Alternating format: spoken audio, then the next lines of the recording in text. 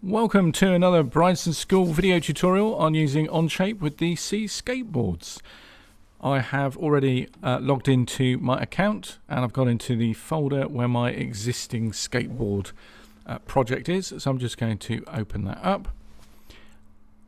And as that loads, we can see that I have the skateboard here and the fasteners that I did in the last set of tutorials are here. And again, we're going to create another part studio to allow us to create some other parts. This video and the subsequent videos are going to focus on creating some of the wheel components. So I'm going to start off on the right work plane, and I'm going to right click while hovering over the corner, left click on new sketch, and then I'm going to press the N key for normal 2 just to spin it around. And the first component I'm going to make is the spacer. Now this sits in the middle of the wheel between two bearings, and it's a very simple component. All it is 2 concentric circles. So I'm going to use the center point circle tool, left click on that, and I'm going to place the center on the origin. So left click to place it, move the mouse out, left click again, and I'm going to repeat that for a second circle. So do it again, click on the center and click to place the diameter. Now let's dimension that. So I'm going to use the dimension tool. So left click to select the dimension tool. And I'll do the inner circle first. So left click, position where I want the dimension to go. And that just wants to be 8 millimeters. So type in 8 and hit return. And you can see that it scales the outer one to match. So I'm just using the scroll wheel to zoom in. Left click on the other circle. Left click to place it. And this wants to be 11 millimeters. And that's basically the profile for this spacer. So I'm now going to extrude that 9 millimeters. So I'm going to use the extrude tool. I'm just going to spin that round by holding down the right mouse button. And I want this to be symmetrical either side of the work plane. And I'm going to change that to 9 from 25 on the keyboard. Press enter and left click to say that I'm happy. And that's the part done. So if I just right click in space, I should be able to view all, zoom to fit, and that's the component done. So let's change the name over here. So right click on part 1, left click on rename, and I'm simply going to call it spacer. Now I'm going to add a colour to that, add an appearance to try and make it look like the steel that it's made from. So I shall right click on the part and I'm going to left click on edit appearance for spacer, and I'm just going to pick a dark sort of silvery grey colour. So I'm going to pick the bottom one there, left click to confirm it, and there's that part drawn. Now the next part I'm going to create is a bearing, and to create the bearing I'm going to put it on a new work plane. So I'm just going to spin this around slightly so you can see more clearly what I'm doing, holding down the right mouse button. I'm this time going to right click the right work plane, and this time I'm going to left click on offset plane. Now just to make things nice and easy, I'm going to make the distance 50 millimeters, and it doesn't really matter if that goes in or out of the screen, but I'm going to have it come over to the right, and I can change the direction with the arrows if I want to. There we go, plane 1, left click, and I'm just going to rename that so I know where I am. So right click on plane 1, left click on rename, and I'm going to call it bearing plane, just so we know what I've used it for. So now I'm going to draw the bearing, or model the bearings that appear in the wheels.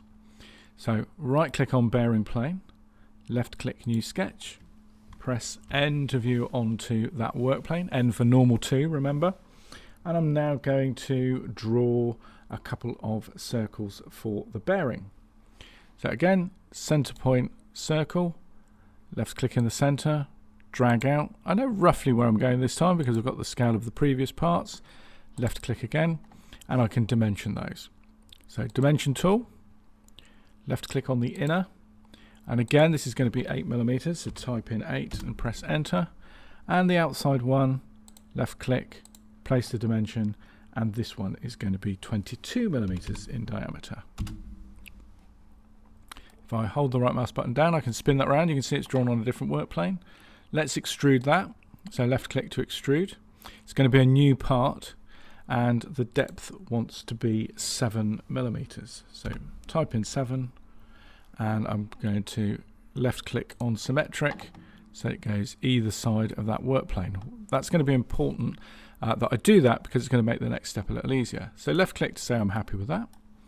Just going to zoom in with the scroll wheel, hover over the right face of the bearing, right click and then select new sketch and then press N to zoom in. Now I'm going to do 2 more concentric circles, and these are going to represent the groove in the bearing where the seal sits, and we see the seal and the inner and outer races of the bearing are slightly proud.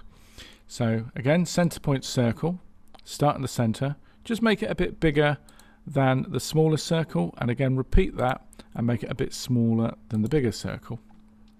And I'll now dimension those.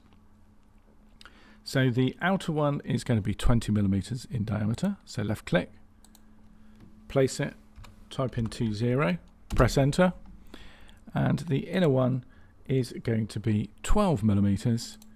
So again, place the dimension, type in 12, press return. So I'm just going to spin this again holding the right mouse button down so we can see what's going on. I'm going to use the extrude, and this time I'm going to change it from add to remove, so it should automatically change direction, and I'm going to change the distance to 0.2mm. So it's not going to go in much, but it's going to go in a little bit. So let's click to confirm that, and we now have that little recess which is effectively going to represent where the seal is. I want to do the same on the other side, so I'm just going to hold down the right mouse button and spin that around so you can see what's happening. I'm going to use the mirror tool, so left click on the mirror tool. I want to change it from part mirror to feature mirror, so left click on the arrow, select feature mirror.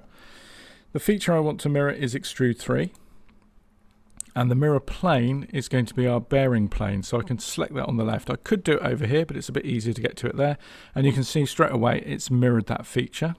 So let's left click to confirm that. What I now want to do is to colour this in. So right click on the part, edit appearance, we'll pick the same colour as the spacer, so left click that, left click to confirm.